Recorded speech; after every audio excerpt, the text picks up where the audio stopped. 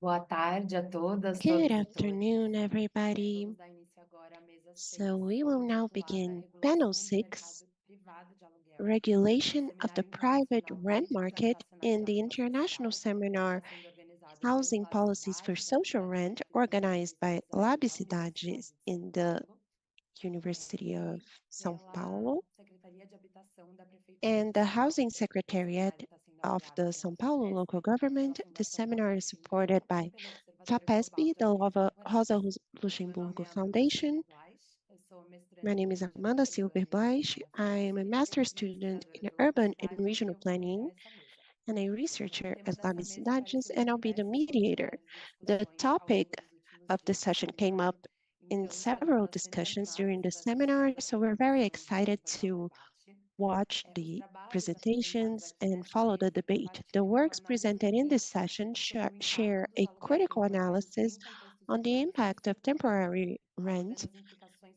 in sociais, urban políticas e contexts of the econômicas global desse south, modelo e questões addressing relativas the ao economic acesso e à and análise social de dados implications nesse of this segmento, model, principalmente no que diz including respeito às the plataformas data do tipo analysis of the Airbnb. segment, Como a gente vai ver nas including apresentações, platforms esse like cenário Airbnb. enfrenta grandes As we will tensões see devido in à the falta de presentation, regulamentação this ou uma scenario regulamentação faces ainda several muito tensions tímida no due to mercado de the lack trabalho of gaúcho. regulation or a still very Nós timid contamos com a regulation in the presença da debatedora temporary rent Francesca Artioli, market. Our que é debater will be professora sênior em Francesca planejamento Artioli, the espacial senior e professor políticas in urbanas da spatial École de planning Urbanisme and de urban Paris e policy in the pesquisadora do Paris LabCidade. Urbanism Ela École desenvolveu o and doutorado em ciência researcher of the política pela Urban Lab. Sciences Po em Paris.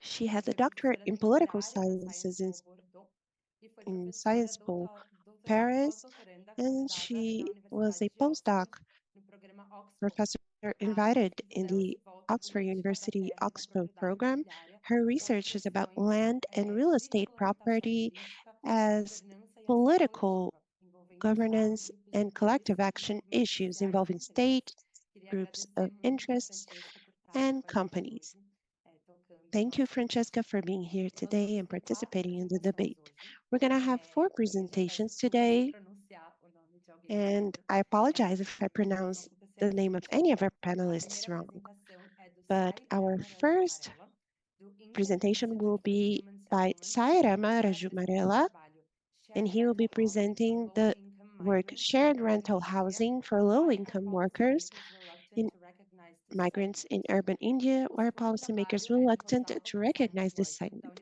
The second work is by Rosalba González Loyde from the Metropolitan Mexico University. She'll be presenting the timid regulation of short-term rent in the city of Mexico, challenges considering housing and rent in the capital. The third presentation will be by Aline Cristina Fortunato Corvinel and Pedro Henrique Rezende Mendonça, LabCidade's researcher, and they will present temporary rent cartographies, Airbnb in São Paulo and Rio de Janeiro. And lastly, we will have the presentation Social Rental Housing in South Africa, Empowerment Through Open Data by Andreas Scherba from the Human Sciences Research Council in South Africa. Each panelist will have 12 minutes, and then I'll pass the floor to Francesca, and she will also have 12 minutes to comment the works and bring general issues for the discussion. I'll have the hard task of controlling your time, so I'll let you know. I'll open my microphone when you have 5 minutes left, and also when you're out of time. The public may ask questions both in the YouTube chat and in the Zoom chat. We will organize the questions, and if there's time, we will open the session for the authors to answer after the dialogue with Francesca. As you see, this is a trilingual panel, presentations in Portuguese, English, and Spanish. We are live in 2 links in the LabCidade's YouTube, one in Portuguese, another one in English. We don't have translation between Portuguese and Spanish, but we will try and speak slowly to facilitate the understanding between us, the people who are watching us, and also to facilitate the work of the interpreters. If you are in the Zoom room with us, please mute yourselves and let's begin with Sai. Sai, you have the floor and you can share your screen. Thank you. Thank you.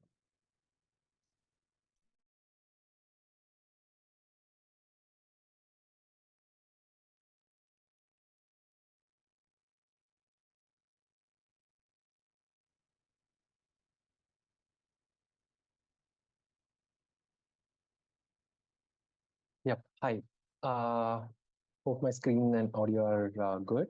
So today I'll be talking about the affordable shared rental housing for low-income student workers, and like what are the struggles, and then like why the policymakers are reluctant to recognize this particular segment. And to begin with that, today the flow of my presentation in the next 12 minutes will be, I'll set the context because like I know it's a global panel, so I want to like introduce what is the scenario in India and like what is low income shared rental housing. Then I'll go into the existing context scenario, taking the case of particular cities of Bangalore and all, and then I'll go into deeper into 2 case studies that I'm doing right now, and then identify to show that like what is the demand supply gap that is there, what is the market price sensitivity, and how the things are going on. And then the last, I'll close it with what are the GST issues, goods and service taxes issues, and like various business models, how they're facing with it, and then conclude with some points. To start with it, when we speak about rental housing, usually we always think that like rental housing mostly focuses only on there are only like 2 stakeholders, primary stakeholders, that's landlords and tenants. But there's one more invisible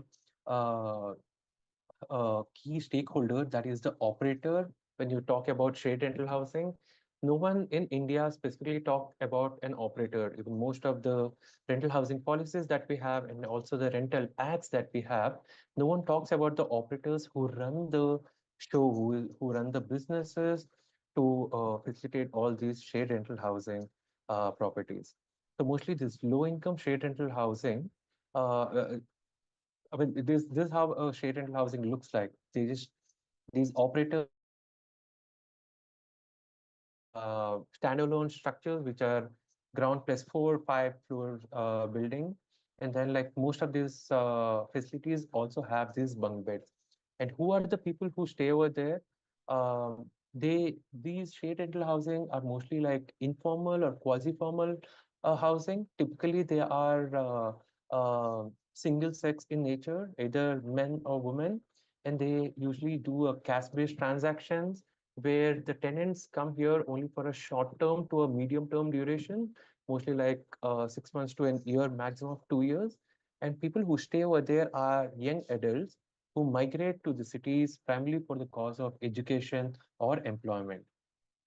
In the case of Bangalore, most Bangalore, Bangalore is a city with more than 61% of the populations who are either interstate or intrastate. That means like people who migrate across from in India from different regions, different parts of India to this city. It's one of those migrant-dominated city, and even 61% of the households still stay on rental housing.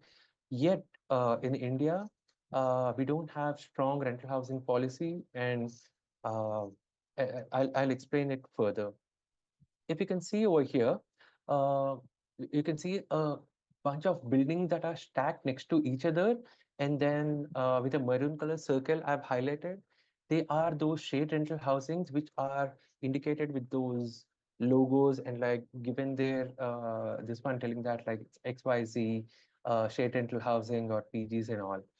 What happened is like these are the PGs that are mostly run by a mom and pop or a family-based businesses and all, and they cater mostly to socio-economically weaker sections. When I said migrant population, like there are some high income, but like most of the high income shared rental are formal and like it's done by investors and private equity investors, and like it's run in a different way. But for the shared rental housing options that are there in India for low income people, they're mostly run in a family based mom and pop, very informal that one. Over here also, like when they run this, these kind of business are mostly capital intense. When they are capital intense, so these PGs are these operators. What they do is like they they are also from the similar segment who come and like run this kind of businesses. So they also mortgage their houses or farmlands and then take money from informal money lenders and then like run these kind of businesses. Going ahead, what are the different kinds of shared rental housing models exist in India? They are mostly like either profit sharing rental model, revenue sharing model with minimum rent cap, a revenue sharing model without a minimum rent cap, and a fixed rental model. A fixed rental model is something that we pay in our own houses and all. Like we have a monthly $100 or $50 a rent, and like we just pay that. So these kind of models, if you see like a profit sharing model where the profit revenue is being divided 50-50, whereas in revenue sharing model it goes up to like 50 to 60% of the total revenue will be taken by the landowner, and then the 70%, 70 to 80% will be again goes to the landowner. So when I say again, like go back to the basic stakeholders who are there, one is a landlord and the tenant. So the model runs over here in such a way that like the operators who run the show, they run the business by giving 50% of their profit or 50 to 60% of their revenue to the landowners. Here, the landowners just construct the building, give a, a shell structure to the operators, and the operators need to invest a lot.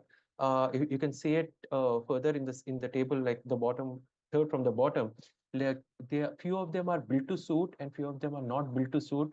So it's like capital expenditure. Certain in certain cases, landlord invests in certain cases landlord does not invest in anything, where that's the time where these operators mortgage their homes or take additional loans and all, and because these rental housing segment is not recognized by the government, they cannot able to get a formal bank loan.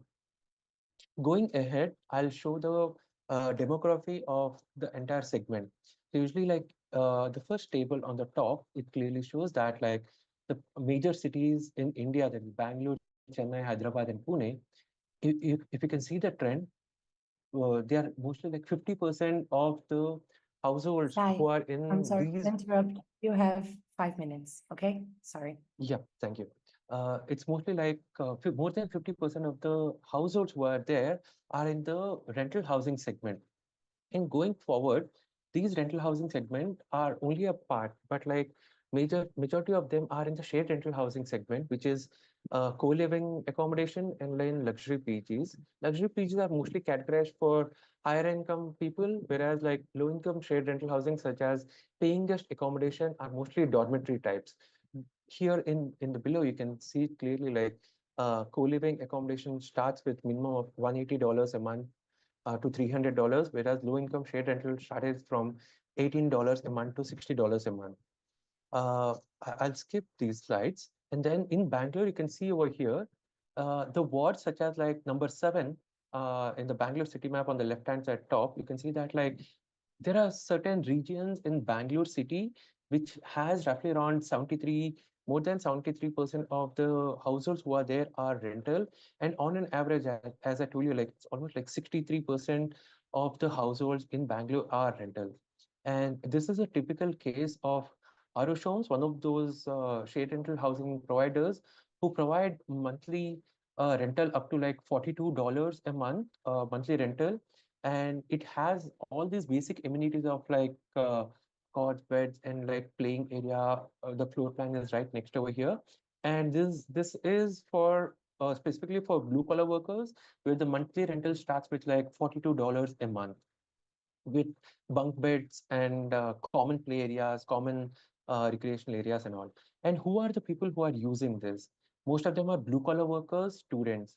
As on the right hand side, it's written over there like 97% of the tenants are students and 75% of them are young professional workers.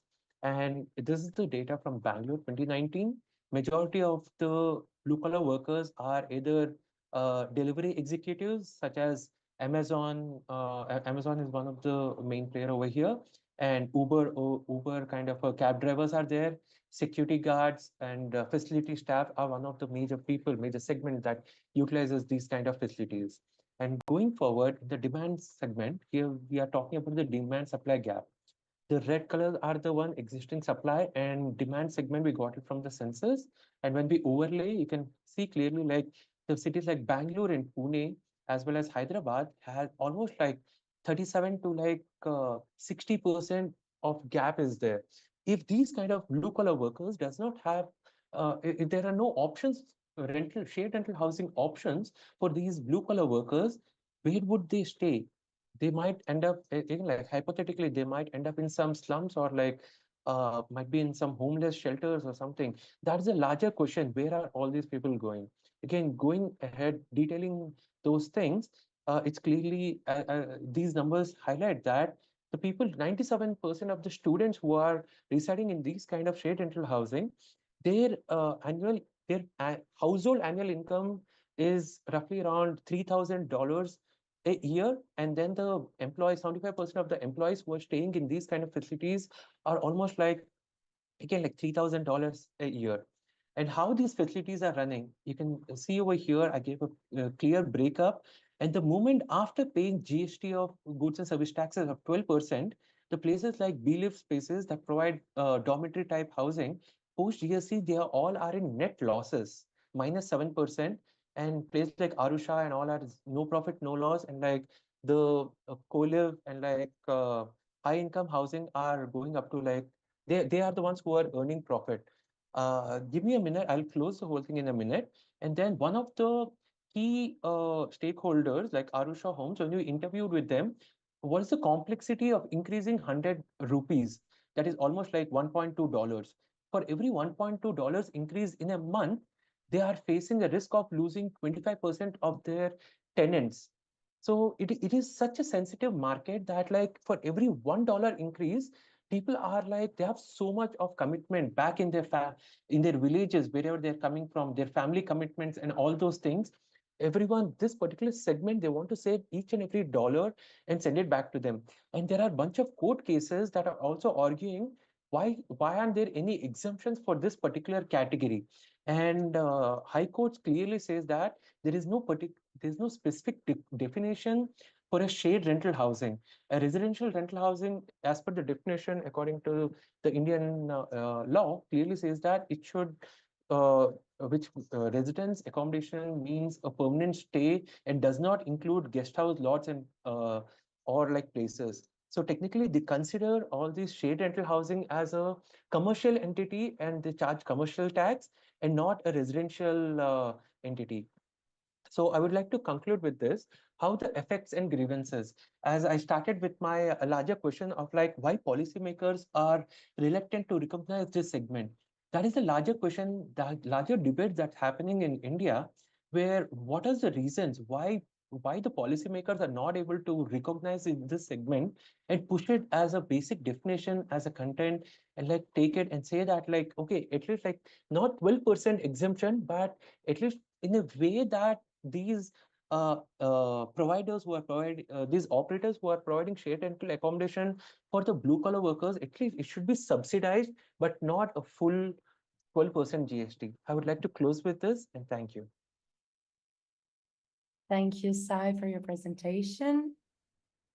Muito obrigada, Sai, pela apresentação. Eu gostaria de chamar a I Rosalba. would now like to call Rosalba to give her presentation. Se você puder compartilhar a tela.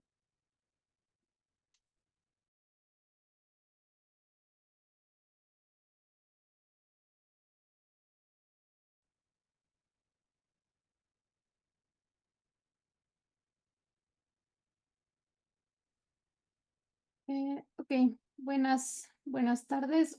Hello, good afternoon. Desculpa te interromper, a gente ainda não está vendo full screen. No pueden ver la presentación Can completa, you ¿verdad? see the presentation? Assim tá melhor. A gente ainda tá Yes, I think it's enough. We can see it quite well, even though it's not a full screen. Ahí está. Ok. Muito Ok, pues buenos días Well, desde México. Good morning from Mexico. De manera muy breve. Varios de ustedes nos conocimos en Santiago hace We unos met in Santiago, y esta presentación está basada and bastante this presentation is pero based on what we discussed there. algo diferente en términos de And I wanted to do something different respecto de las recientes regulaciones que se han implementado en la Ciudad in de terms of México. the recent regulations that were implemented in the city of Esta Mexico. historia con la que comienzo la presentación, The que me story with which I de would lo- like to de lo que begin my sucede en la presentation is about what plataforma de Airbnb, happens es la historia de with the Raquel, Airbnb is the story of Raquel. una mujer que She's a woman entró al sistema de Airbnb hace who unos entered the años, Airbnb 6 system se a few habían years convertido ago, junto con su esposo and with en her husband, un they imperio inmobiliario en las became alcaldías a de la housing capital, que es donde se empire concentra la actividad near turística the y financiera capital de esta city región. in a very touristic area. Esto nos habla un poco como de la And this evolución is a little bit about una it shows the una evolution gráfica con el with registro this de los usuarios y el graph registro with de los the espacios, register para que vean un of poco el users and aumento spaces de la oferta de Airbnb and y showing the el offer aumento como de of los Airbnb and o the de los anfitriones, medium ¿no? of the hosts. Un punto importante respecto An de la important construcción de esta oferta es item justo el about this crecimiento que ha offer, the tenido desde la distribution, aparición de la is Ciudad de that México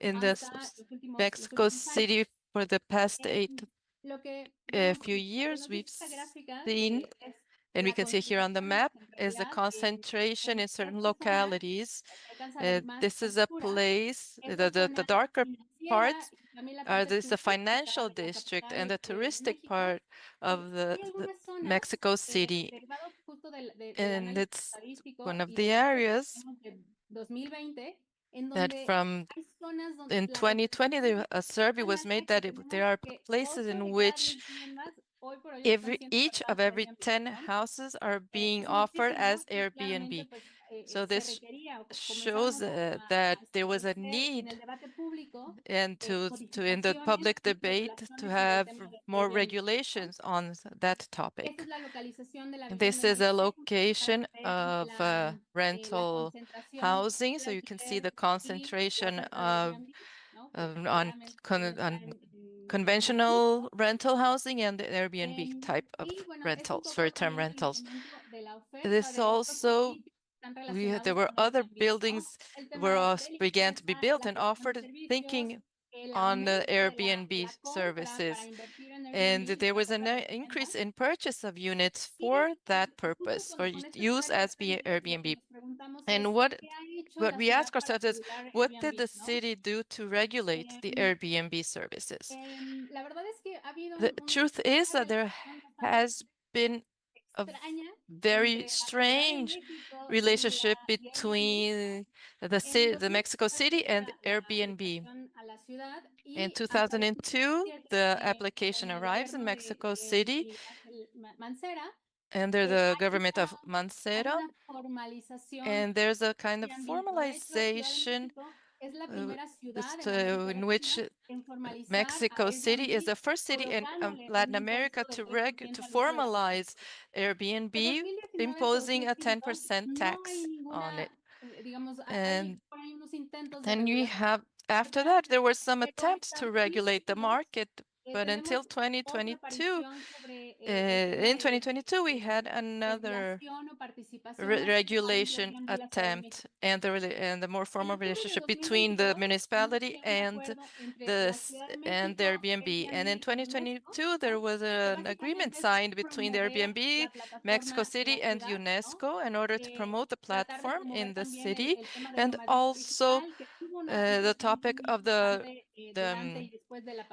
digital nomads that grew a lot during and after the pandemic, and to regulate also and protect tourism. This regulation proposal was more open and positive towards Airbnb, because their activism on the topic of rental was not happy, but then until 2024, there were no changes were made, but some mobilizations happened. In March 2024, and then here is the context of several political debates, because we had federal and local elections, which made the housing topic and the regulation of Airbnb were very present in the political debates. So in March 2024, with the chair of the government and locally, so in 2024, there was this new composition of the electoral and political composition, and they proposed this new regulation for Airbnb within the tourism law. The first proposal, which was which was the one that provoked the most debate, said that to have a maximum of 70% of nights per year. That means that Airbnb could only offer 70% of nights in a year. So that's trying to, but this didn't say, the other previous ones did not say anything about the time that you could, the number of nights that could be used as Airbnb, and this one brought this novelty. Another one was to register the hosts, and then you can only have a maximum of 3 lodgings per host, of 3 units per host. And that is something that's interesting as a proposal. So you have a lot of protection. It also proposed protection to tourism. That means that the old touristic services were protected and regulated, and also a more stricter tax, administrative, and operational regulations. So for those who put their units on Airbnb. Have 5 minutes, Rosalba. So we had several debates to adjust this regulation, and in September 2024, that means a few weeks ago, there was an adaptation in this regulation and in the housing law and the reconstruction law in order to make it, to strengthen and to make it more strict. And so instead of 70% of nights, only 50%. That means that you could only have Airbnb for half a year. And also you could not put those that units that were reformed or enhanced but with public funds could not be put with on Airbnb. So on the federal level, there was also a mechanism to reform these housing units, and that's why there was this public debate because of the earthquake. Many houses had to be rebuilt using public funds, and these houses could not be used for Airbnb. And with the impact that has with these regulations has not been yet from 2020 up to now, they have had a small impact. And this is the evolution of the distribution of the kind of offer from 2019 to 2024. These figures are from June 2024. We know that the offer was consolidated, and we saw that the locations were in certain parts of the city. From 2023 to 2024, we can see that there was kind of a stabilization. There wasn't more evolution as we had seen in the previous years, especially after the pandemic. We know that the offering of houses and apartments had increased. But for now, it's too early to see the results of this new regulation, but it is important to see that all these discussions on regulation have at least kind of controlled and monitored the growth of short-term rental or units destined to short-term rentals. Another important factor is this or another important topic is that we can see that you have providers according to the spaces that are offered. And you can see that those people who have more than one unit being offered have grown more. And the regulation proposes that there would be that each host can only have 3 units on short-term rental. And so everyone can be under the same operational and management service that's more similar to in the market. This seems to have an impact on the previous numbers of the number of offers, but we still don't have the impact on how the new regulation is going to have on these hosts specifically, because we know that the Airbnb hosts are usually, they're not necessarily the owners, they're just the landlords. So how will that be regulated, we still don't know, or how that will be impacted, we still don't know. So here are gross numbers about the offerings we have. This has been maintained kind of stable. It hasn't grown in the same speed as the previous years, but we still see a concentration on multi-hosts, multi-offers in the city. And there's also a concentration of units in the areas that are more profitable in the city. Well, as final remarks, these mechanisms are definitely an advancement in the regulation, and that is very positive. However, there are several elements that are missing, especially regarding the impact on the housing market in general. And these proposals for regulation in general they do not consider suelo habitacionales. the use of No land nos for hablan housing. disminuir o Sometimes we reducir see la there's oferta de Airbnb en zonas de solo reduction vivienda, ¿no? of Airbnb Claramente in también areas tiene un where there's impacto en la only oferta de alquiler living, tradicional y, rental bueno, for también living, claramente en la and in the dinamización, traditional ¿no? markets, and A of este course in the conflicto dynamic de los vecinos que se this quejan que has. tienen un For Airbnb example, al lado the de su neighbors that departamento, have llegan con complaints maletas, about la having inseguridad también es un tema Airbnb importante, que people living next to derivado de them, que las or propuestas because están the turnover is permanentemente very en high, la ley de turismo, and that pues no toma en cuenta este is tema más de so carácter Airbnb social y is vecinal. included in the law of tourism, but not in this Los living and topes housing de noches por law. año, recuerden que estamos The del cap on 70% al nights 50%, that can pues be si rented tomamos went los from datos del 70 to mercado de Airbnb, 50%. a partir And de la if we consider plataforma the Airbnb AirDNA, que también nos da platform datos and the AirDNA sobre that gives us el número promedio about de noches por año the que hoy por hoy tiene el mercado, number está alrededor del in the book, 57%. it's Es now decir, on in no tiene un 50% the impacto number. significativo So the regulación, regulation incluso did ese not have endurecimiento a que se dio significant impact en because septiembre de este the año number of nights used va a for impactar a un Airbnb número were muy already pequeñito on the de 50% that quienes was ofertan regulated.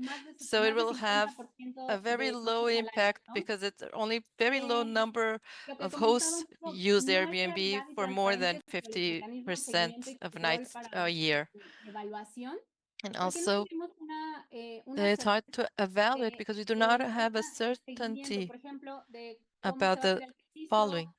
We cómo don't se know, va still don't know a how dar en caso will de que no the se cumpla con esos registrations will mecanismos, be, qué or está if pasando the con hosts don't aquellos follow these propietarios mechanisms, or o what will usuarios happen de with the Airbnb owners or Airbnb users que that están amparándose en contra are de based regulación, ¿no? O sea, no sabemos uh, si pueden or they are seguir going de against forma o no.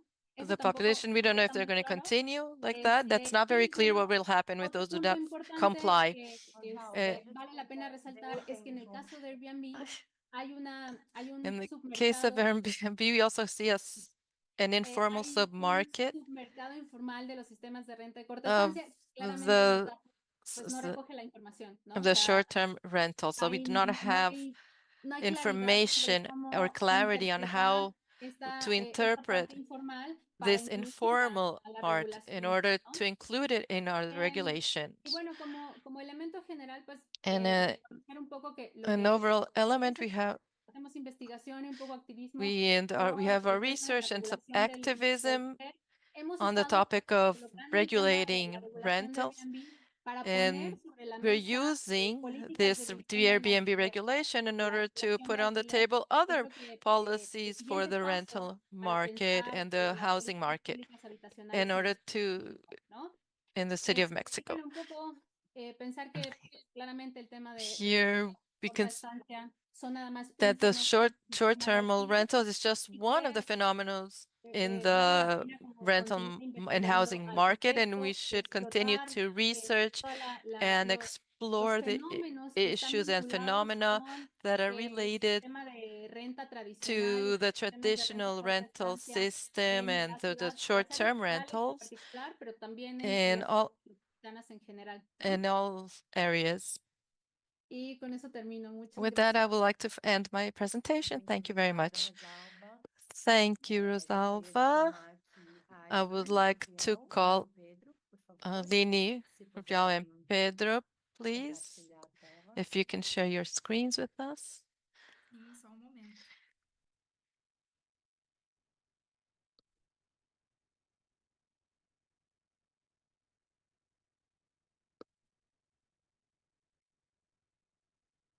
Tá dando para ver certinho?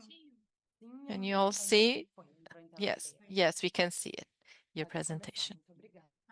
You can begin, thank you.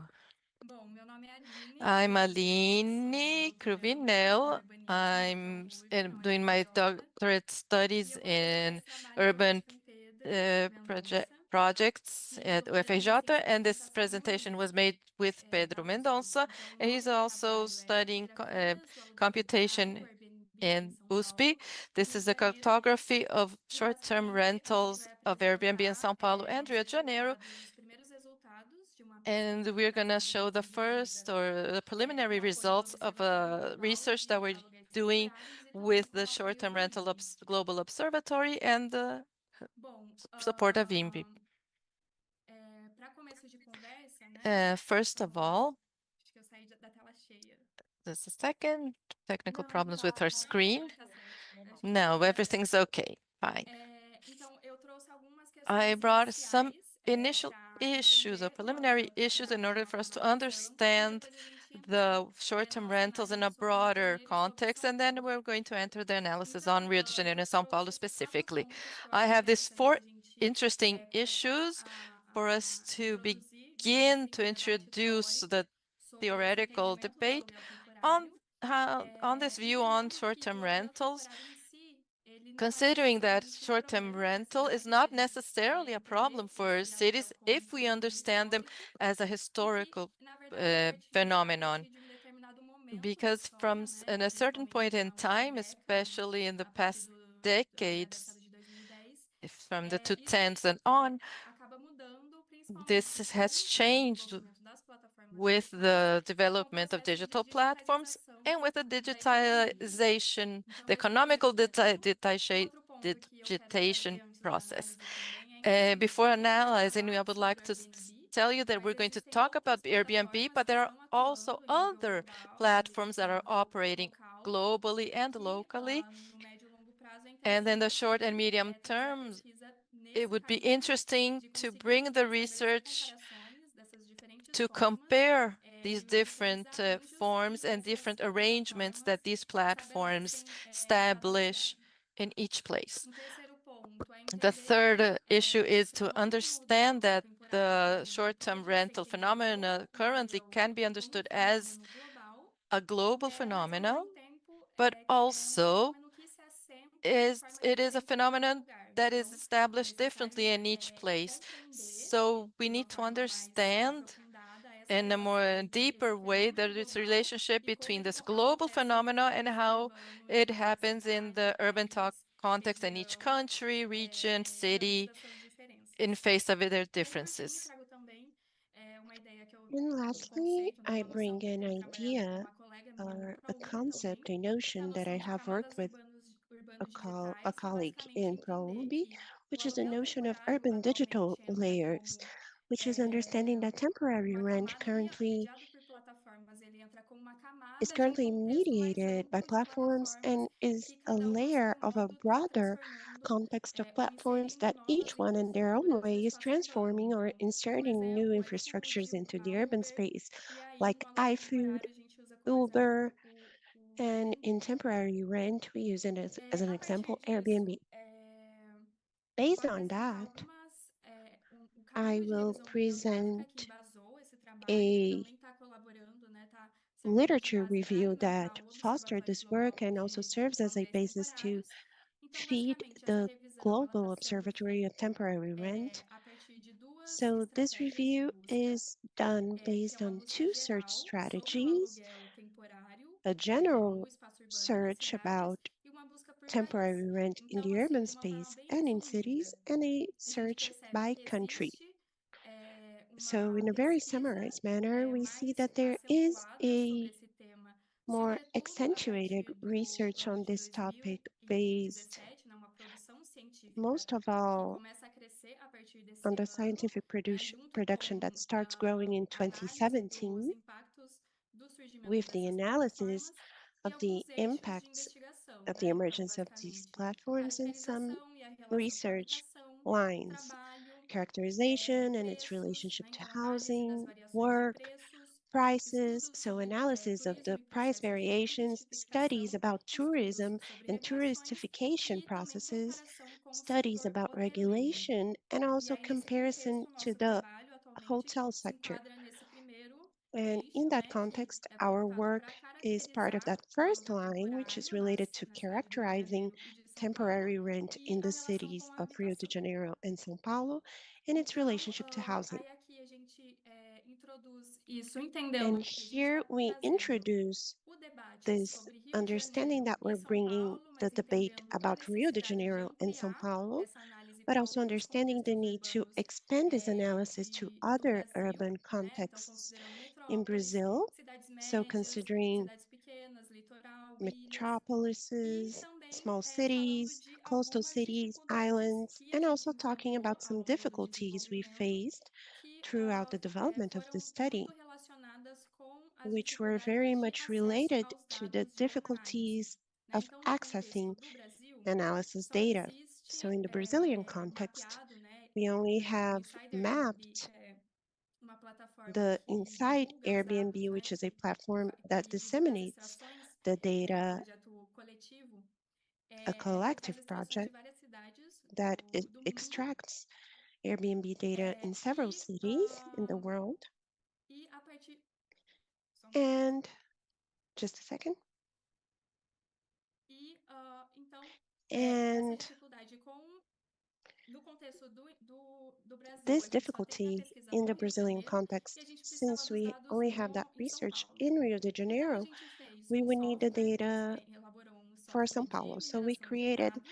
a No data caso do Rio de mining Janeiro, a gente software. utilizou dados do In the case Insider of Rio de Airbnb. Janeiro, we E used em São data from Paulo, inside o processo de Airbnb. mineração de And in dados São foi Paulo, the data baseado mining em process scripts was iniciais que based eu desenvolvi on initial nos meus scripts primeiros that I anos de developed doutorado in no my first ProURB years e também com of o doctorate desenvolvimento do software at que foi ProUSP, elaborado and also com a through equipe, software junto com a equipe development, do IME. which was E done então with the estamos IME trabalhando com team, dados do Rio de Janeiro de and we're junho de working with 2024 data e extração de for Rio de dados Janeiro as of June da cidade de São Paulo em 2024, and the outubro de extraction of 2024. data for the city of São Objetivos, né, Paulo as atualizar. of October 2024. I'll have to interrupt you to let you know Dados they have 5 atualizados sobre minutes. Okay. Airbnb na cidade do Rio de Janeiro, Updated acompanhar data na about cidade de São Paulo, Airbnb in desculpa, the city of Rio de acompanhar a Janeiro, or evolução do aluguel actually in the city temporário of e São também Paulo, realizar cruzamentos com dados following oficiais the e análises evolution of espaciais. temporary rent, and Então, also no draw contexto do Rio de comparisons Janeiro, and segundo os spatial dados do analysis. Insider So Airbnb, in the a Rio gente de tem Janeiro context, according to Inside 34.491 Airbnb, we have anúncios e a gente fez 34,091 indicadores em relação ads, aos bairros com mais and we anúncios. created Então, a gente indicators percebe em in relation to número the neighborhoods absoluto that que a have gente tem the mais most anúncios nos ads. bairros de So we Copacabana, see in Ipanema absolute e Barra numbers da that we have Tijuca. the E em most relação a ads esses in 10 the neighborhoods primeiros of Copacabana, bairros com mais anúncios, Ipanema, a gente and percebe que Barra da existe uma Tijuca, concentração and maior nos bairros we see de that there is a greater Copacabana, de uma concentration forma bem in the expressiva, neighborhoods of simbolizando Copacabana, 30% very do total de expressively anúncios da symbolizing cidade, e também no 30% of bairro de the total Ipanema, ads in the city, Leblon. and also in the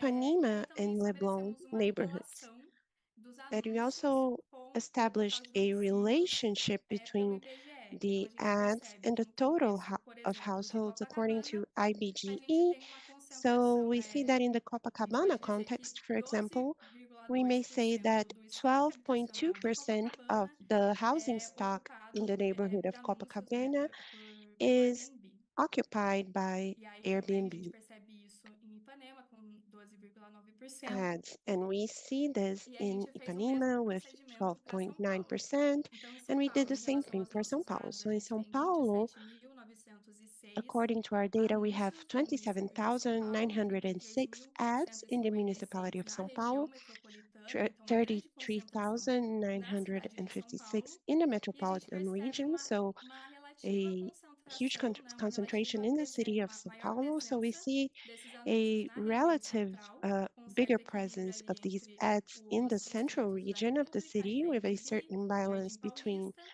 the e em neighborhoods of relação à República, concentração, Itaim uma grande Bibi, and Jardim concentração nos Paulista, bairros, nos and distritos a da huge República, Bela concentration in Vista the e na districts of Consolação, República, e Bela em Vista, and relação Consolação. ao total, né, And que é ocupado de when it comes to domicílios, a the gente vê que total o distrito com maior household percentagem é a percentage, we República, see com that the 6,6%. district with the highest Aqui a percentage is gente fez uma República with análise a partir das 6.6%. tipologias, então And here we did an estabelecemos alguns analysis based on critérios typologies. para So we determinar as set a few tipologias de criteria quarto, né? Então seria estúdio, to seria um determine the quarto, que seria um estúdio, typologies ou se seria um imóvel as com até follows: 3 quartos, que seria one um bedroom, imóvel com studio, 2 e 3 quartos, or ou a então um imóvel para grupos. piece of real E estate aí o with que a up gente to three percebe de uma forma bedrooms, geral, or né, a em shared relação a essa comparação rent entre modality. Rio de And what we Janeiro e see in São Paulo general é que existe uma in this diferença comparison between Rio de em Janeiro and relação São à Paulo is that tipologia there is a pré-explorada em difference cada when it comes to the typology that is explored in each place. So in Rio de Janeiro, we see that there is a huge use of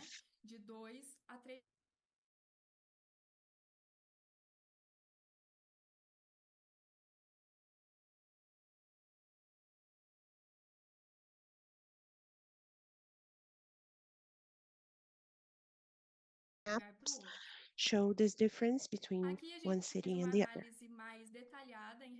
Here we did a more detailed analysis for the concentration of ads in relation to the total households, and we see that in some regions of the República neighborhood that there are regions where the housing stock occupied is close to 20%.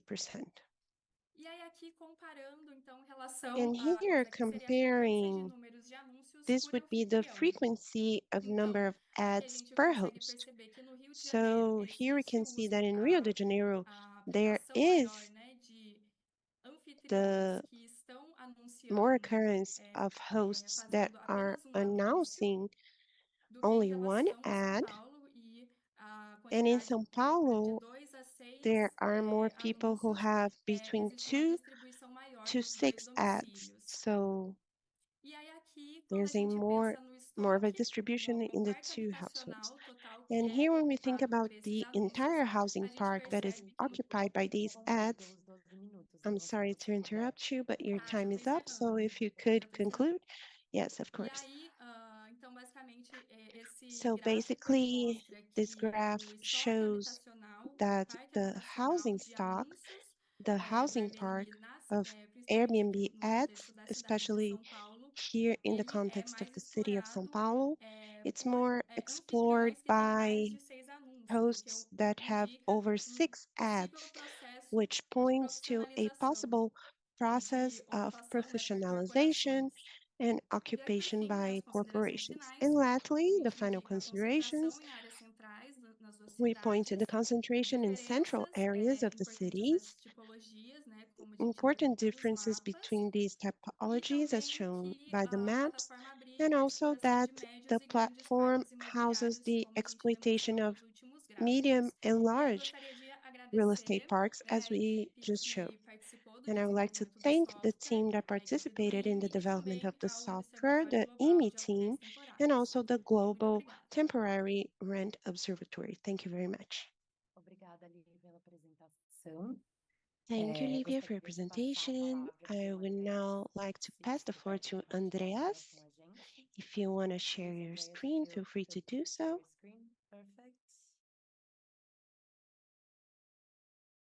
Yes, we are seeing it with a big zoom.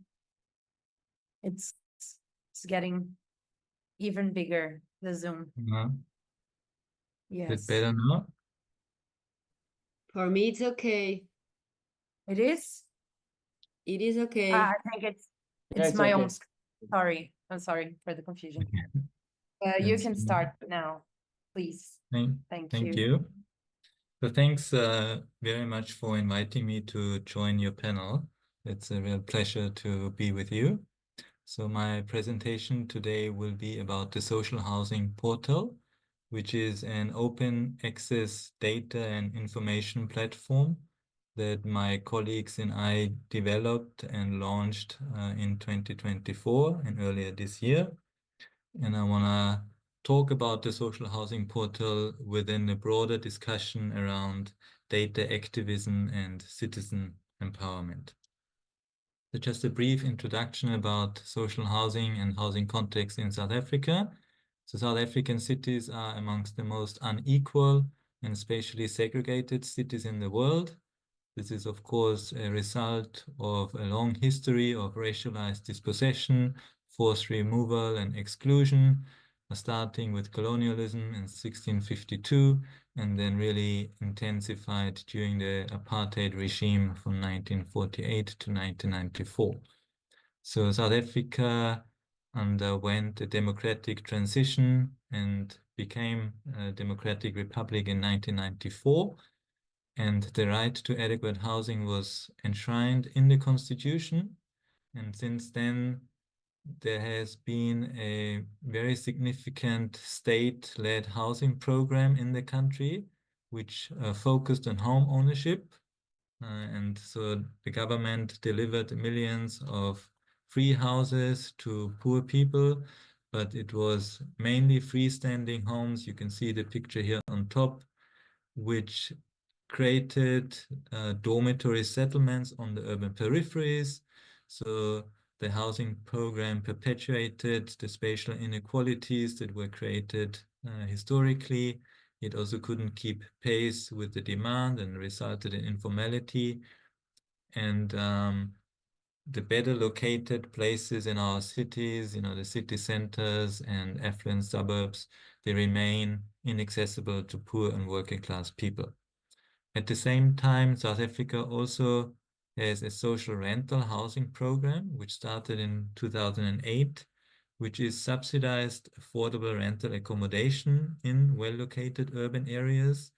It's planned and managed by private sector institutions, but with government support and subsidies and financial support. The idea is to bring households from different incomes together. It's quite a wide income range to also enable cross-subsidization, socioeconomic integration, mixing, etc. And you can see a picture here on the bottom right. So there has been a lot of interest in the social housing program because unlike the other housing policies, it's specifically targeted at integrating South African cities, transform areas and bring low and middle income households into better urban locations. So there has been a lot of coverage in the media and so, but this debate was defined by a lack of data and credible information. That doesn't mean the data was not available. It was collected and managed by a government agency, the Social Housing Regulatory Authority, but that agency kept that data and it wasn't accessible to the public. So between 2019 and 2021, I was involved in a research project where we collaborated with the government institution and we conducted for the first time really in the country a systematic analysis of social rental housing in South Africa, and the knowledge outputs that we produced, they received a lot of attention and interest in the public because of also the maps and the tables and the database that we created. So it had a big impact, but already we knew that it was static. We did the research and those maps, they were in the reports and documents. So we wanted to make this information dynamic and open access. It took a little bit of time to get the resources, but in 2023 and 2024, we were able to develop the social housing portal. Through pooling of resources, we collaborated with key sector stakeholders, so not only the government agency, but also key civil society organizations, building on the existing networks that we had, also the trust, and a lot of it came down to working with individuals that we knew and that we have worked with in the past. So this is just a screenshot. The social housing portal is online, socialhousingportal.org.za. I'm just going to show some key features. So obviously there is information about the project and about social housing in general. But a key feature is really that we, again, mapped all of the subsidized rental housing projects in the country. So you can zoom into any area. This is the city of Cape Town, and you can see exactly where all the social rental housing projects are located. We differentiate between the ones that have been completed, the ones that are still in progress, and those that are planned and that will be delivered in future. The size of the bubble denotes the number of units, and if you clicked on one of those bubbles, you could see some basic information about the project. So that was really, it's the first time that anyone in the country can go to the website and actually see where the social rental housing projects are located and who are the developers, etc. Then we also created a dashboard which allows you to look at different trends in the sector. This one just shows the units completed since 1997. And it shows the total units for the whole country. And then you can choose different geographical scales. This one shows the provinces. So we have 9 provinces in South Africa. And you can see that half of the projects were delivered in only one province. And all the other projects were then delivered in 8 provinces.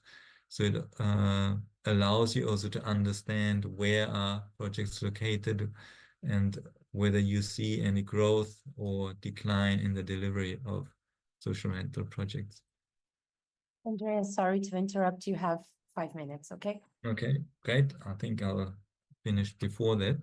So as I said, the portal is online and anyone can go there. By making this social housing data open access, we were able to multiply the uptake of the information. We were also able to promote creative usage and amplify its impact. So the social housing portal was used by journalists and newspaper articles, by academics and other researchers in their studies. We also made it available to students, of course, and they are using it in higher learning institutions. It was also picked up by the media and stimulated wider discussions. So it allowed us and others, and it's still happening, to engage in public debates about social housing. Where is it located? Why do we not see more projects? And why are some areas better served than others? And it's really a robust evidence base that residents, citizens, social movements, analysts can use, and it's trusted data that comes from government but is now publicly available. So in the literature around data activism and empowerment, people talk about the critical role of intermediaries, and I think our project speaks to that, where we were able to transform the data, make it accessible, visualize it. We created a design data tools and interfaces that allowed ordinary people to understand and interpret, and we're also trying to share the data as widely as possible. But of course, there are challenges. So there were quite high upfront costs. It's not easy to develop a digital platform. We have running maintenance costs. We would like to expand the portal and add more layers and more information, but that requires further resources. We still are faced with some technical challenges, specifically how to make it mobile friendly. And also we would need more support and financial resources to really go out to communities and build the literacy around using the social housing portal. But thanks again for the time. Thank you very much, Andreas. Muito obrigada, Andreas. Gostaria de passar a palavra para Francesca. Thank you very much, Andrea. Now I'd like to pass the floor to Francesca. Our debater, you will have 12 minutes for your comments, questions, if it can be overall or for each of our speakers, and then we'll pass the floor to the speakers and we'll have our first round of debate. So thank you very much. Yes. Well, thank you very much for inviting me to discuss these papers. Just one word about where I talk from. First of all, from Paris, so it's night here. And second, I have been working for many years now on short-term rentals and regulation of short-term rentals. And this is probably the reason why I was asked to comment on these papers, but I've never worked on none of the countries you have been talking about. So I will try to comment building on what I know and try to build a cross-cutting discussion between these 4 papers, which are also quite different from each other's, and try to make maybe some more general comments on those papers and trying to sorry, Zoom is asking me something. In which language I'm talking? English. Okay. So try to make some comparative comments on your paper. So what do we have? We have two papers on short-term rentals on Mexico City and São Paulo, and one comparative paper about São Paulo and Rio, and two papers that deals with other issues in the rental markets, shared rental for mostly low-income immigrants, and new social rental programs in South Africans. So in many ways, they talk about the transformation of rental markets, and especially with rental markets that in some ways, especially apart from the South African case, were not so governed, not entirely regulated, and somehow escaping the reach of public actors and the reach of government. And in all cases, with big issues about data, the ownership of data and the availability of data. So I will talk about that, property politics, regulation, and data, and ask some questions around those lines. First of all, maybe one shared comment about your papers is that they all talk about some kind of return or renewal of the rental question and of the politics of rental housing that has some common features. One is about the unaffordability of rental housing for large shares of the population, huge segregation, inequality, sometimes evictions or gentrification that are driven by the rental market, but also new forms of politicization of the rental problem by social movements, by governments themselves, sometimes by court, and some attempts to introduce new forms of regulation or new policy programs around rental housing. These are the regulation of short-term rentals, new fiscal policies. There was one paper about taxation. He's not here today, but we read his abstract, and new initiatives to deliver social housing. So one way of reading this rental question is through the lenses of private property and who owns this land and who operates it. And I think it's an interesting way to move from a perspective on tenants and on rentals, also to think about who benefits from it, who extract land rent from the rental market, and who are the operators of this market, and how is this market organized.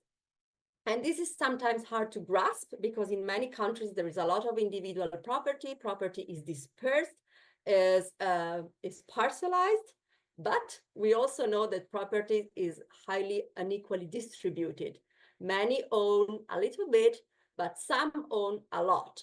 And so property is also one of the main drivers of inequality and of growing inequality across the world. So one question that I had for all of you was about landlords. Who owns, especially for Sai, for Rosalba, from Alina, who owns those apartments who are rented, who gets money from ownership and from the extraction of rent? I know this is hard to know, but so can you say a few words more about the structure of property, which is behind it? Because as Alain was saying, the short-term rental market has developed very differently and has encroached on pre-existing property structures. So maybe you can say a few words more about those property structures. And the same for Sai Rama. Second question about property is about this word of intermediaries and operators. One paper is especially focused, Sai Rama's paper is especially focused on operators. And I think it is a key point. And we see when we look at the short-term rental market that there's also a growing world of operators. Some of those are big corporations, others can be also small companies from middle-class people or people who own one property and start running a business around it because they create a small company and then run other properties on behalf of others. And so I was really interested to know a little bit more about the socioeconomic characteristics of this operator, and especially for Rosalba and Aline, how are these operators organized in the cities that you have studied. There is the platform level, and there is this level of intermediaries, operator, which is hard to grasp. And Sai Rama explained us to us how these operators are organized, and if you can say a little bit more about your cases. Second group of comments is about regulation, because you can see what you can see from all your paper that there are a lot of regulatory challenges around the short-term rental, the rental market more generally. And one issue there is that apart from new construction, much of the planning apparatus was thought to regulate what gets built more than how housing units are used. So there is a lot of informality going on behind the walls of what is already there. And it's really hard to regulate what you cannot see, which is, buildings being split and being turned into different types of rental arrangements that you cannot see from the outside. And this is a well-known problem of regulating rental markets more generally, because it's the system and the planning system was also built more to regulate what gets built rather than what is going on once things are already there.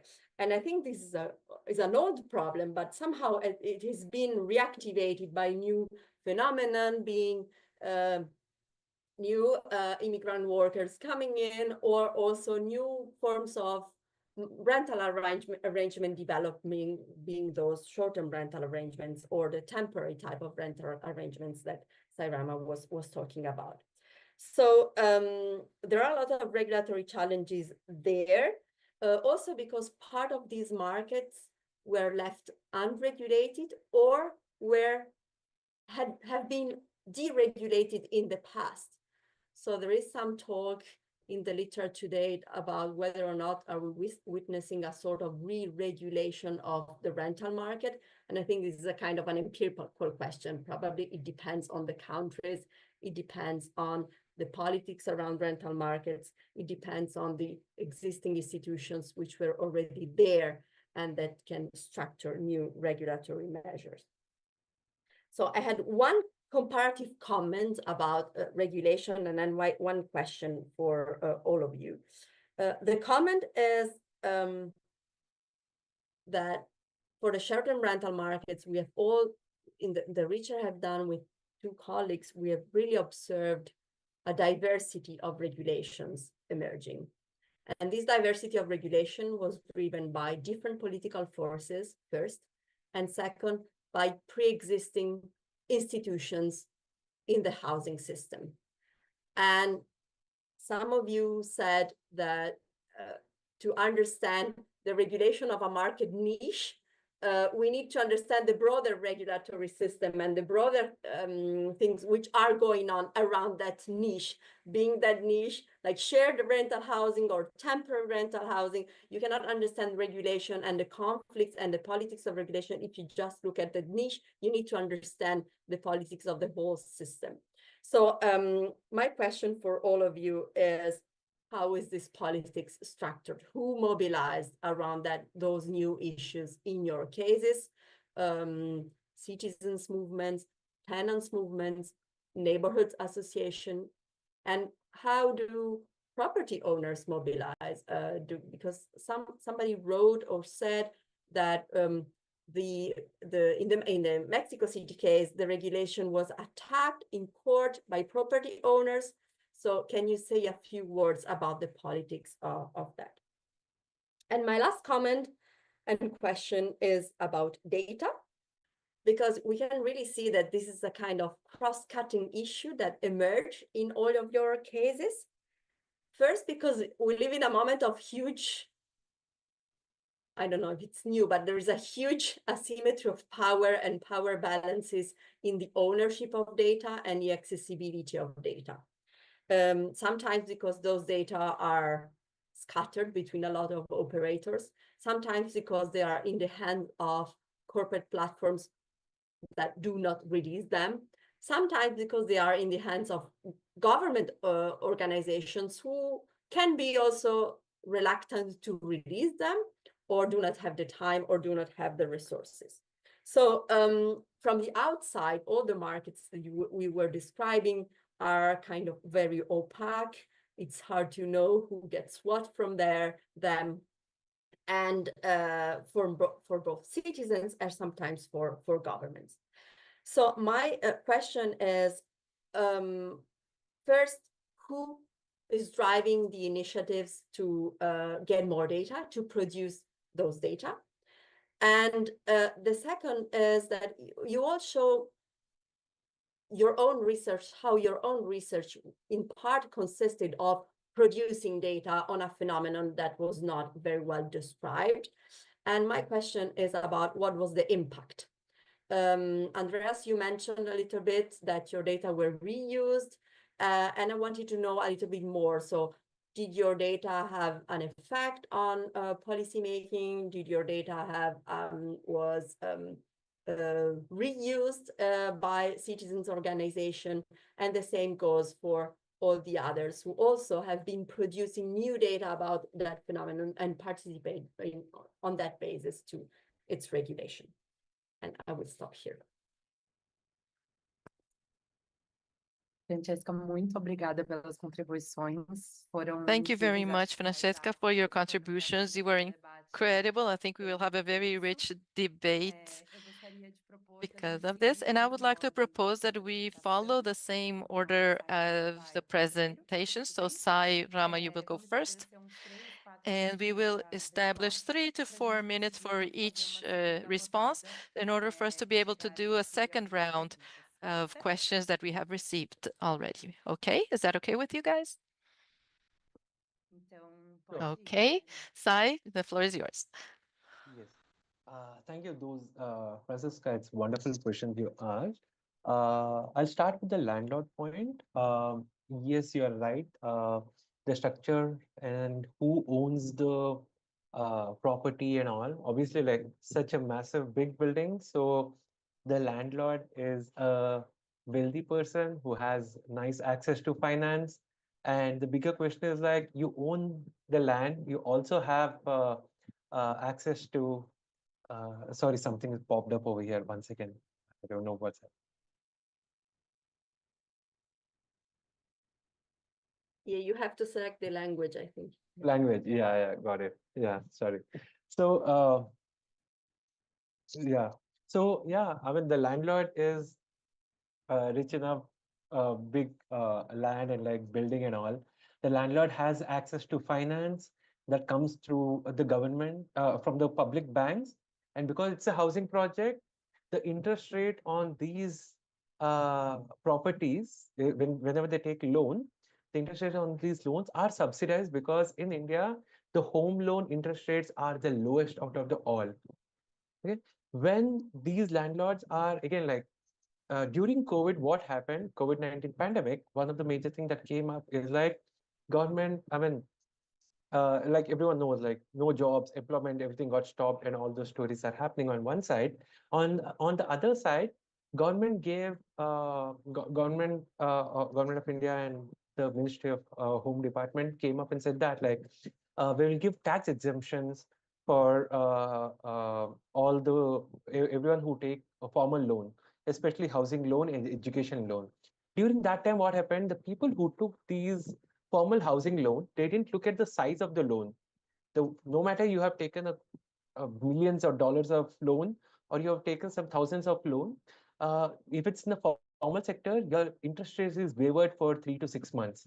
But whereas over here in the intermediary and the operators, there, because when you're running the business, there's no guarantee or like something to mortgage.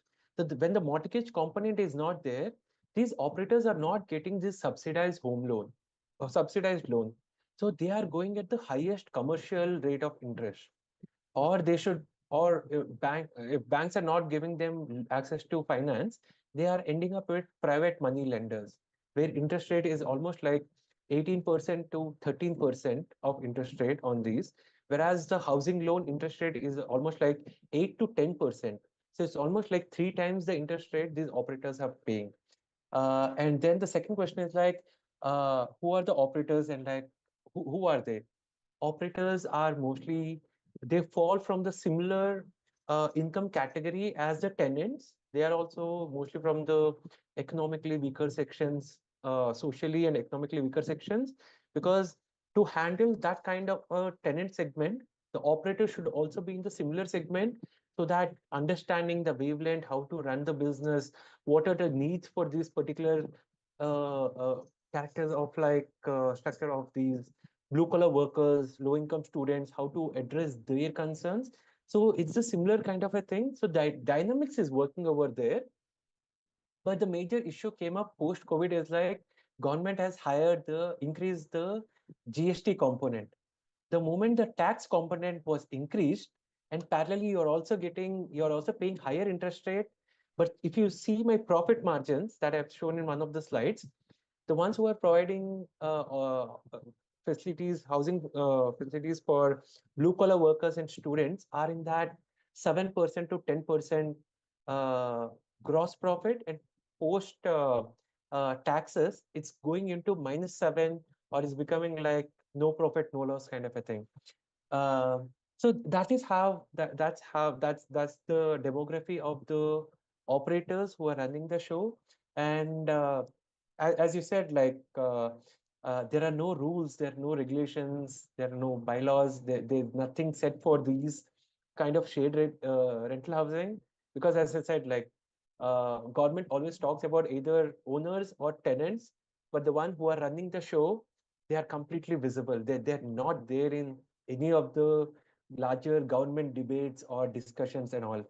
Just give me 1 more minute. I'll answer one more question and conclude it. And you are also right, because like unregulated and deregulation, that's the bigger challenge that we are also rightly having lots of chat. One of like your question of like, how did these studies and data mobilize and all? So we started presenting it to a bunch of operators, and like for example, I showed 4 cities. A city of Hyderabad we spoke to a bunch of shared rental housing unions who focus exclusive for these blue collar workers. So that union came together and started filing petitions in the High Court, telling that like we are the ones who are catering to the bottommost of the segment with very thin profit margin, and you are charging 12% on us, and that 12% is also same for a 5-star hotel. A luxury hotel also, it's 18% GST, and we are providing with a very thin margin. And the debate started over there, and like when we presented our work to these people, so that discussion is happening up, and that's how I showed one of the court cases. Unfortunately, in the Bangalore High Court, when we filed the same petition with a group, we took a group of shared rental housing operators and all. And then the next question came up from the High Court is like, this all good, but the GST Council is asking the judge that, do we have a statutory definition for shared rental housing? So again, it went to the basic concept of like, what am I fighting for? When there is no statutory definition for what a shared rental housing is, and the GST Council, the Tax Council is asking that like, how can we give a subsidy or reduce a tax on a component which is not statutorily defined by the government of India and made it in the residential housing list? If it's not there, that's why we are considering it as a commercial entity and charging a commercial GST rates. I would like to stop with that, and like, if any further questions, I'm happy to take more. Thank you. Thank you very much. Muito obrigada. Eu vou passar a palavra agora para a Rosalba. Thank you very much, and I will now pass the floor to Rosalba.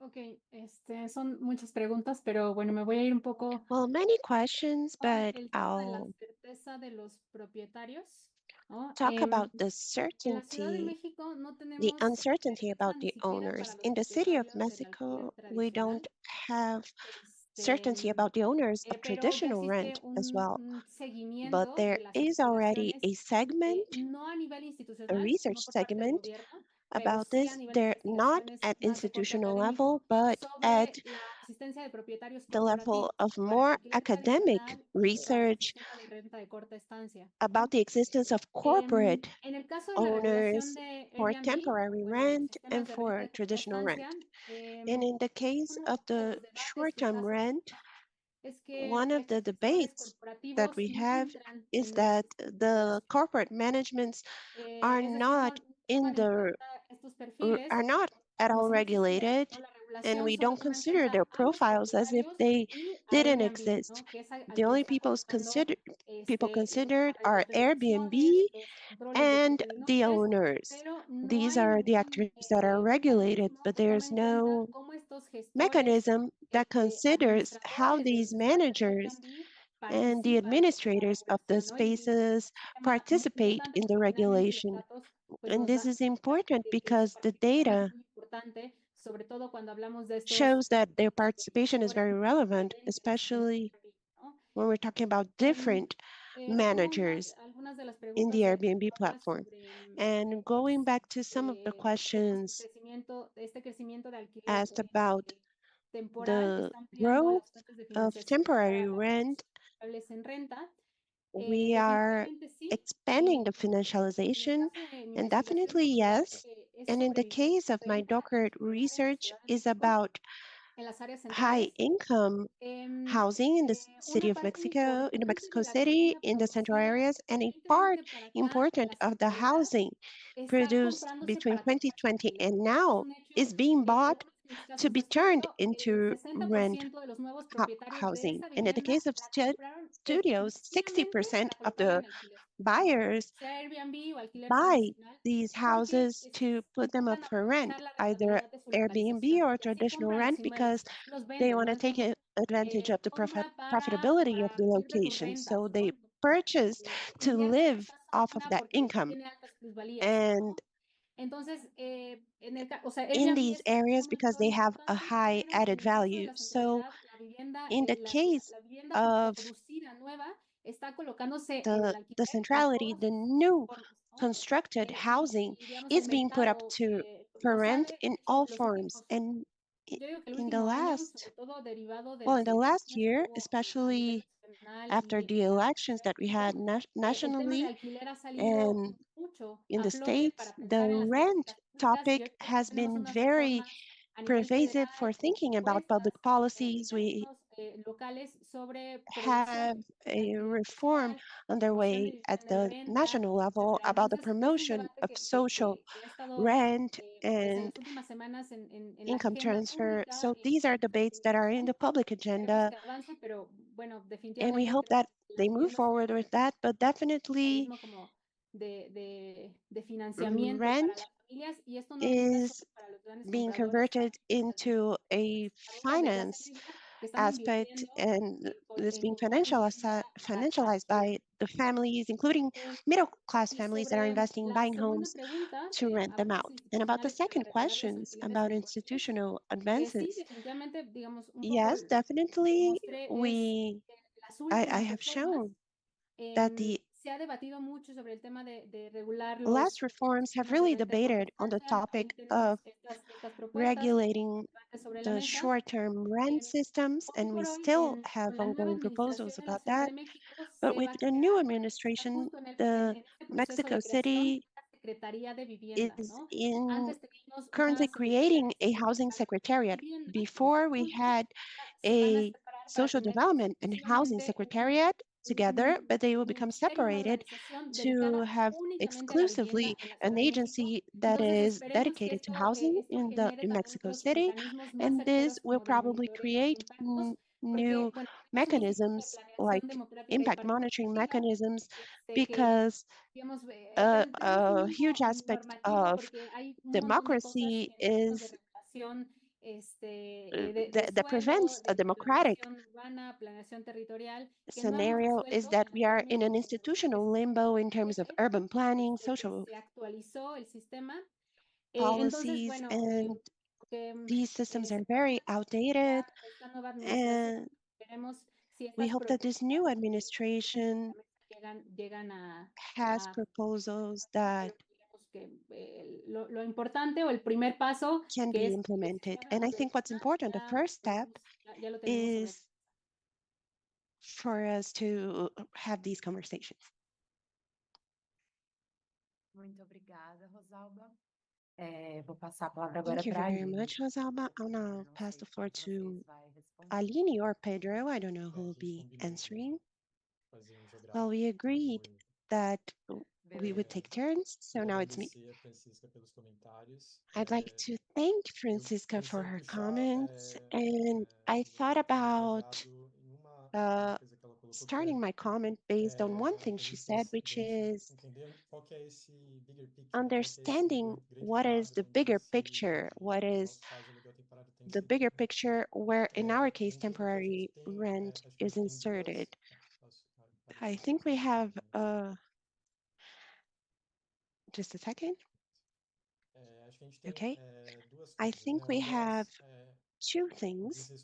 One of them is related to common points between different cities and the different places that we saw in the presentations that are related to the ownership of the data, as was also shown. It's a challenge to get data. In our case, we are working with data from Airbnb, which is a platform. The platform depends on data, so data is part of their business model, and therefore it's very hard to get access to that data. And when developing the software, we face many challenges where we were barred access, and that's why few people collect data from Airbnb, because the platform imposes many difficulties. And beyond the data issue, I think there's a point, which is the growth of the multi-hosts, these multi-owners that have many apartments, real estate investors that have more than one apartment in the platform as a form of investment. And this is something that in the case of São Paulo, we're not able to capture because we just started having access to data, but we see in other cities that this is a trend. And I think that that's an important point, because deep down the platform fosters and it enables the existence of these hosts, of these owners and hosts. And there's a common narrative by Airbnb and by temporary rental platforms that it is a low impact market. And this is something that could also be valid for several cities in the world. But what matters to us is not that it has a slice of the real estate market in the city as a whole, but that it has a relevant slice in a central area of the city, an area that concentrates historic investments, and it's captured not for housing, but for temporary rent.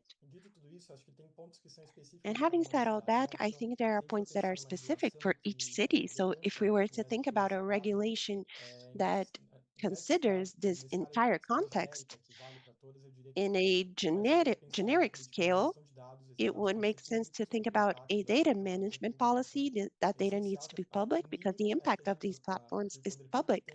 So the minimum is that the bare minimum is that government has access to that data in an open and accessible manner to regulate and to elaborate policies. But in specific terms, we're looking at São Paulo and Rio de Janeiro, and we see there's a huge difference between the cities. One city has a specific real estate product that's different from the other city. And in the case of São Paulo, we have the predominance of smaller apartments and studios, which is very linked to a real estate production that is very recent in the city. So there is a relationship. We say that Airbnbs are not regulated, but indirectly, they take advantage of a regulation from another sector of real estate production that begins to be directly linked to Airbnbs. And with that, in the case of São Paulo, we have a concentration. In the same place, you have a concentration of real estate enterprises of the sort, and you have a concentration of Airbnb ads. So the real estate production is being captured by that type of investment and not for housing. So thinking about this in São Paulo is different because the type of real estate is completely different. So it's always important to consider the local details, to think about regulation. I think that's it. Bom, vou aproveitar para Well, I'll acrescentar, take advantage em relação aos of this anfitriões moment ou to intervenientes, add my own comments about the hosts or who would be controlando, de certa forma, né, esses controlling mercados. or somewhat Então, a controlling gente ainda these não tem uma markets. visão muito I clara understand that we de still don't como isso have está a sendo very operado clear no Rio de vision Janeiro of e how this is em being São Paulo. operated in A Rio de gente pode Janeiro or in São Paulo. We a can, partir do dado dos anfitriões, based on the identificar empresas host que estão data, trabalhando como identify intermediárias, companies mas that are também, working assim, as até intermediates, but vendo alguns trabalhos in sobre reading outras some of the cidades, dá para work a gente that perceber has que been done existem about ainda other muitos cities, perfis we can fakes actually que see são that we have utilizados many para fake divulgar. profiles Então, that por are exemplo, used único, to uma disseminate única these corporação, properties. digamos So, assim, for uma example, única a empresa single poderia ter corporation, várias a single empresas company could menores have ou trabalhar com many vários smaller perfis companies fakes, or work e na with several prática fake isso não consegue ser profiles. And in identificado de uma practice, forma tão we can't fácil. identify Então, that acho que essa é uma as grande easily. questão desse So I think this modelo, is a huge issue porque with that model cada vez because mais não se tem more uma and noção more clara we don't na have cidade a do que clear é habitação, né, notion do or que idea se in the transforma em city of hospedagem what is turística, housing e isso se and what is complementa com turned esse into fato de que touristic ah, o- as, as empresas podem se temporary dividir rent. And this is em because the empresas companies can menores, divide digamos assim. themselves into Então, trabalhar smaller dessa forma companies, até so para to speak. camuflar So o they próprio work in funcionamento. that Então, manner acho to que tem essa camouflage questão. their own Então, business. hoje, So this is a an gente issue, and pretende currently avançar mais nesse sentido de we conseguir também want identificar to alguns advance in perfis de terms of being able anfitriões, to não identify some apenas de host empresas, mas profiles, também not do outro only for lado, né? businesses Quais and são companies, but os on the other trabalhadores side, que estão se beneficiando who ou, are de the certa forma, workers that are tentando benefiting entrar nessa or estrutura que leva a um in a contexto de certain way trying to precarização enter that também, né? structure Trabalhando para that essas leads to a empresas context de of, prestação de serviço.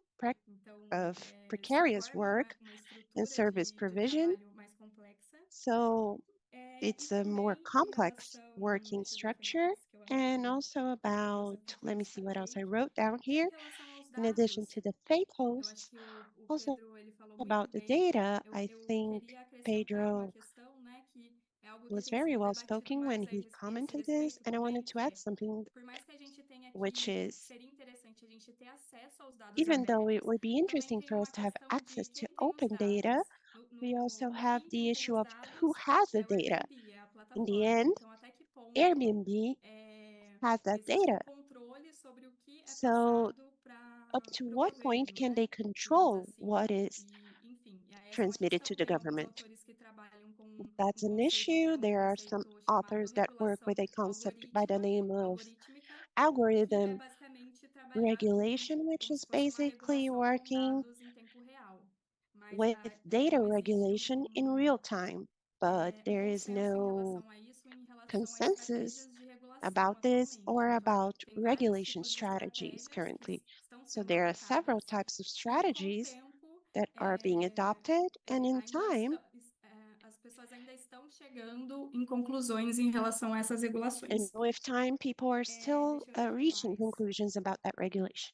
Let me Acho see que what misturar um else. pouco várias perguntas que surgiram também I think em relação à regulação e mixing up some of the políticas. questions Eu that acho came up que about regulation and policies, I o próprio think that processo do aluguel temporário, the ele se process mescla of com temporary processos já rent itself existentes na is cidade, mixed então with processos existing de processes in gentrificação, the city, processos de so remoção. gentrification Então, isso processes, acaba se mesclando eviction com processes a and própria removals, pré-existência, né, and this is do mixed fenômeno. to the with the E aí eu acho que pre-existent isso tem que ser phenomenon, acompanhado caso a caso, and né? this Então, needs to em be relação followed aos on a interesses, case-by-case tem a questão basis. When it comes também to de interests, we also have o impacto que isso pode ter em relação a the onde vai issue ser of the direcionado impact that this determinados may tipos de have in terms programas of where habitacionais, então habitação certain social. types of housing Então, acho programs are que os directed, desafios so vão muito social nesse housing, sentido. and the challenges are Em really relação related to these ao things. como que isso se And espacializa, when it comes to só how para is this complementar, né, o que o Pedro spatialized, falou, just to no complement centro, what né, de Pedro São Paulo, said, a área central In the city center of São Paulo, the central area, which could be configured as this high real estate tension area in the context of São Paulo, and in the context of Rio de Janeiro, very evidently, the Copacabana neighborhood, and also understanding that based on that, we can have future processes, thinking more about the Rio de Janeiro context, which is a city that has a more intense tourism activity. So the touristification of suburban neighborhoods is a type of situation that needs to be followed in the longer term, and perhaps this is not the biggest tension point, but it is also an unfolding of temporary rent as a modality, and that's basically it. Thank you very much. Thank you, Aline. And now I'll pass the floor to Andreas, please. Thank you. So I think the main stakeholders who have taken up the social housing portal were social justice movements, housing movements, civil society organizations. And many of the issues that people talk about, gentrification, short-term rental, unaffordability of the rental market, are very much present in South African cities and in Cape Town, where I am based. We have a huge crisis around Airbnb. And again, it's the segregation crisis that is so much in the public domain. And in policy for the last 30 years, government has promised to integrate South African cities and to make them more equal. And so social justice movements, they are taking up the portal to really hold government accountable. So the mayor of Cape Town has made it a priority program to promote social housing, which is not perfect, but it's much better than the unregulated rental market. And the mayor has promised to fast-track delivery, but the progress is very slow. You know, on the ground, you see very slow change. So it's movements and residents who are really taking up, and then also to raise awareness among the public, to educate people. So sometimes, you know, there are lots of misconceptions around social housing, around the beneficiaries and tenants, etc., NIMBYism. So it's all feeding into kind of leftist or progressive politics around affordable rental and social rental.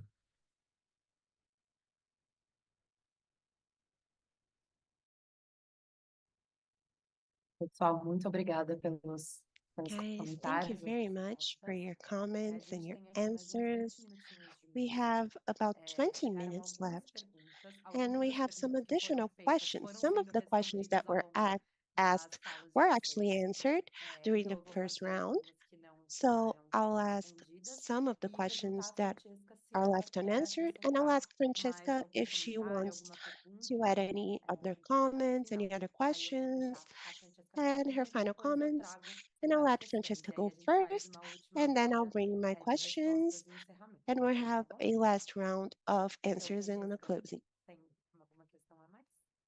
No, thank you. I thank you very much for your answers, but I think it's also good if we leave other people the time to ask their questions. So I will stop here.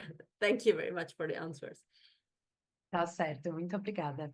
Tem uma questão geral para todos os I have trabalhos. an overall question for all the works, that if you believe that the growth of short-term rental and conventional rental have access to financial resources. So this is more general from Global South thought. And also for Andreas, I have a specific question.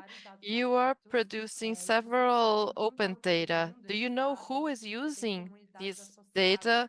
If you have associated communities that are using this information in their struggle for housing? And then a question for Rosalba, but that I believe we can use to reflect on the regulation for short-term rentals. if these attempts in Mexico for regulation, if they are regulating details from 70 to 50%, for example, of occupied nights, these are very small issues. If that is not deviating from more serious land issues and urban issues, for example, the competition with permanent housing, for example. I think this is a question for Rosalba, but I think we can all reflect on it. So I would like to pass the floor to Sai, if you all agree that we maintain the same order, and again, we have at least 3 minutes.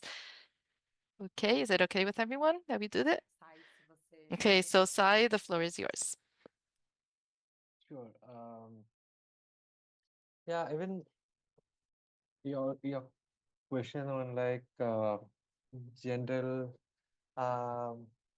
yeah, there are a bunch of complexities from the tenants perspective, because like the larger debate that comes up was like rightly you said, it's not only it might look a smaller issue on one side, but if you look at from the other side of the perspective, what are the other alternates that are there, that are available for these urban poor if if they don't attain the minimum standard of or quality of housing? Like Andreas rightly highlighted that uh, South Africa has in their constitution that right to adequate housing, which is really important, which is not there in India. Those kind of things, if they are there, then how those things, how the constitution or the government perceives every individual, and like how they give value, it's most respect and value, and that trickles down to people who facilitate, who give housing, who provide housing services in the bottommost part of the sector, urban poor households, with very minor thin margins, rather than like showing interest in the sector which generates excess of profit. If it's only profit generating thing, then these kind of South Africa don't need to give that like a right to adequate housing, because like unless until these kind of things are there, and India on one side want to eradicate poverty, to make slums, to make cities slum free cities and all. But on the other side, what are the other alternate options? If these kind of shared rental low income housing are not there, people will end up in some informal slums, or they will create some new slum like condition housing, and like that also like has lots of trickling effect of like might be their mental health issues, might be collapse in their finance. It also leads to health issues, and like other expenses keep burdening on them, and like I mean we cannot predict like what and how those kind of things are there. So one is that from the here this addresses both the perspectives, because like on one side it's the tenants, but one side who is providing this facilities as a operator. Unfortunately, the debate again like goes back to the owners and like the land owners. I'm not going to the larger argument of like how Marxist claims landowner and tenant, landlord tenant theories, but like in general, like our landlord, because there are, if it's a petty landlord, a small individual landlord in India, there the landlord and tenant are from the similar scale, but the larger landlord, such as like who has some 5-story building and like the whole building belongs to one person, there the logistics and taxations and subsidies should be bit reverse. It cannot be a flat subsidized housing loan for everyone. It should be like cross subsidy model or something should be there, which is right now but which is not right completely available. There are some cross subsidy model, but not in every segment of the housing market. Yeah, thank you for that. I hope I answered yours, but like if anything you want to add on, I'm happy to take it. Perfeito, Sai. A gente tem vontade de estender e conversar muito mais. Thank you, Sai. We want to continue talking, but we are short in time. But I thank you very much for your answers and comments. Now I will pass the floor to Rosalba, and thank you. Claro. Sobre el tema de la normalización About the regulation and normalization, sí, definitivamente. yes, Volvamos al tema de que you have to go back to the topic that these regulations were implemented at an electoral period. So there was the scenery, the landscape was proper to pressure al organismo para to the aprobar esas leyes organization in order to approve those laws. un tema de pues aprobación popular, ¿no? Before, in Y order pues, de to alguna have manera era como el popular primer approval. camino, decir, bueno, vamos a But regularlo the first por path is la ley to de turismo. O sea, lo regulate regula it hoy por hoy la ley through de the turismo, law of no la ley de tourism, vivienda, not the quizá una ley de housing desarrollo law urbano, for sino now, que not the está urban pensada en el development law. turismo, It's en el turismo, thought ¿no?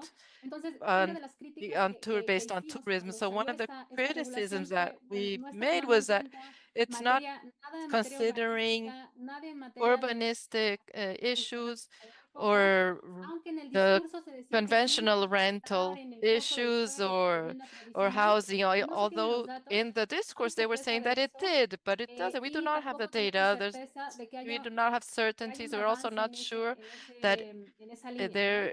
there will Entonces, be any digo, advancement si la in that propuesta pues, direction. es un So if you avance have a y pues proposal, no tener it nada is an advancement parece from está going bien from sobre la nothing to mesa. something is Todavía good to faltan have, muchas cosas como but we para still lack transparentar la many things eficiencia de esos in order mecanismos to hoy por show hoy. the Y bueno, efficiency of seguir these mechanisms and to be poniendo able to como sobre measure la them. mesa que And también se tiene que regular el we also need alquiler to tradicional, ¿no? regulate Hoy por the hoy no tenemos conventional certeza rent, de quiénes son los because propietarios today de we are not zona. sure about who No are sabemos, the landowners sabemos que hay mucha and the informalidad. landlords. We know that there is much Censo de 2020, informality el based on the 36% census de of las viviendas que 2020, se that rentan en alquiler en la Ciudad 36% de México of no tienen un rental contrato units vigente, ¿no? do not Es have decir, a eso, digamos, esa due informalidad contract. trae consecuencias para So, el and that costo, informality has para los impacts the inquilinos, costs and que on pues están en tenants. el camino justamente de esto. Entonces, creo And que pues si I bien es un believe avance, todavía hay it's an cuestiones que advancement, but no it's quedaron claras y me still, parece there are que issues that are not es necesario seguir addressed, presionando and we need ahora que ya digamos, to ya tenemos continue to quién nos va a pressure gobernar durante los próximos 6 años, the government tanto a now that nivel we know federal who it will be,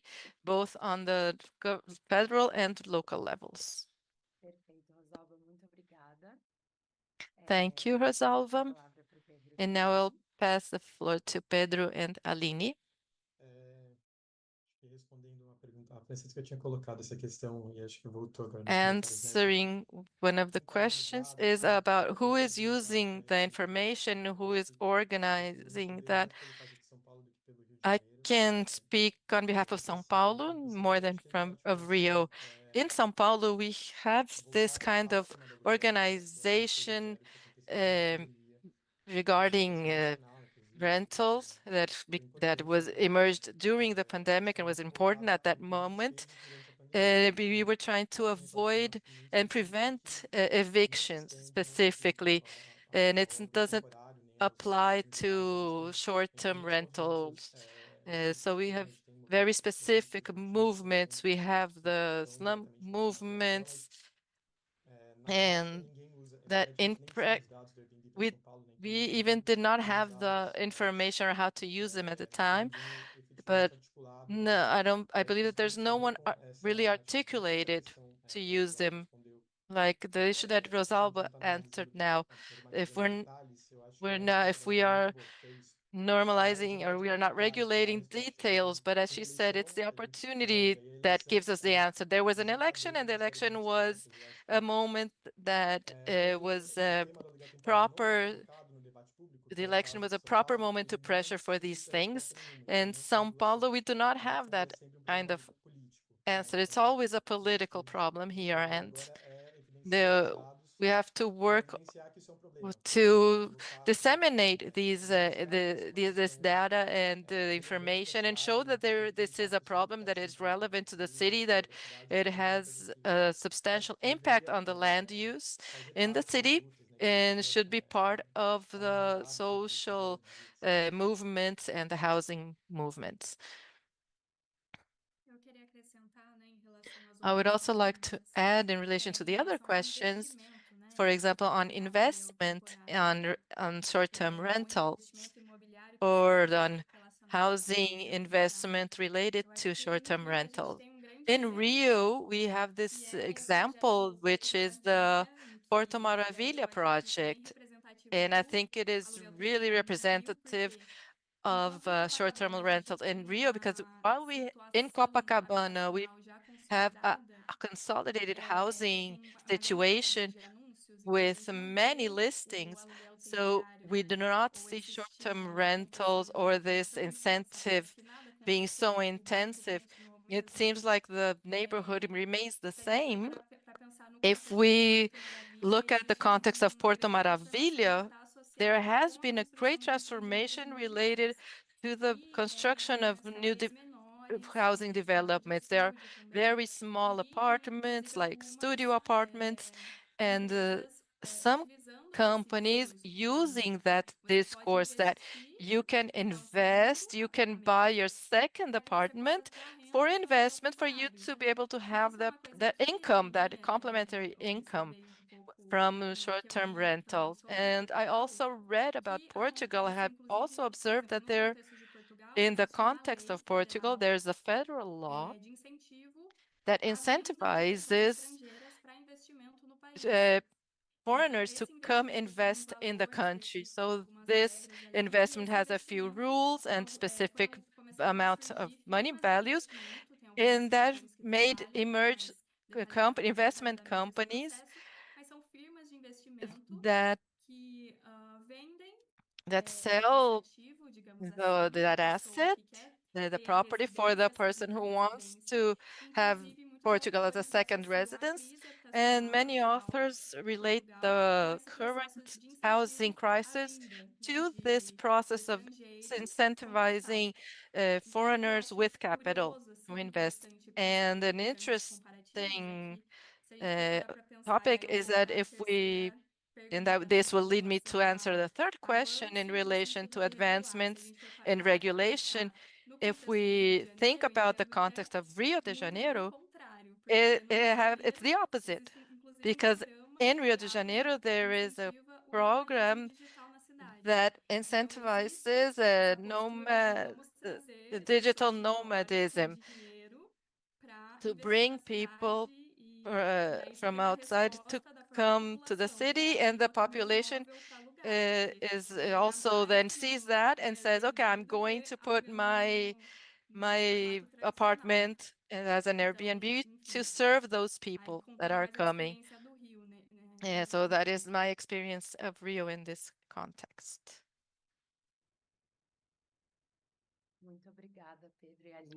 Thank you, Pedro and Aline.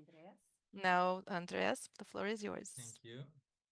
So one of the key organizations using the data is Indefuna Kwasi, Housing Justice Movement. And interestingly, they are using the portal in combination with another platform that they developed, which is called the People's Land Map.